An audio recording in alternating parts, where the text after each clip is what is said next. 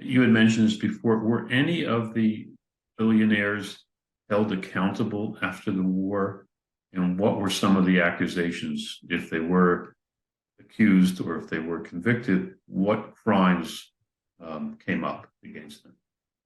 So as I mentioned earlier, Friedrich Flick was the only one of my main characters who ended up being indicted and convicted at Nuremberg at the so-called Flick trial, together with five of his managers, for war crimes and crimes against humanity. And he was sentenced to 70 years in prison, but that sentence was later commuted to 5 years, and he was released in 1950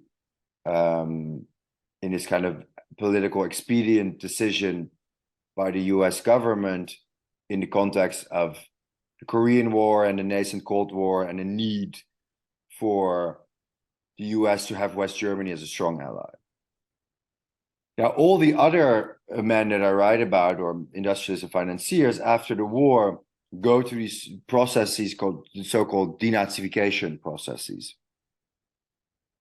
which were, in early 1947, as the Cold War started, you have this policy decision by the Truman administration that wants to rebuild, that goes from basically a punitive policy of Germany to a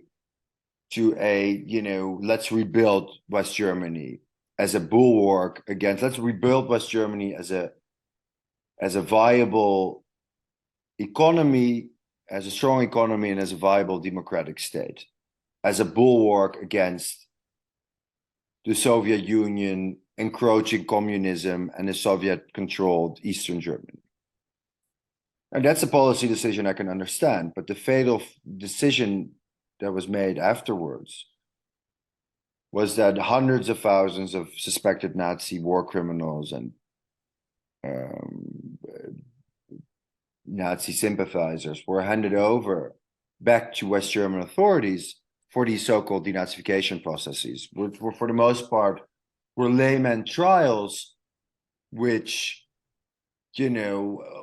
West German authorities and magistrates did not really have any incentive to judge their fellow compatriots on crimes that they had committed themselves, or they had shared in, or sympathies that they held or still held themselves.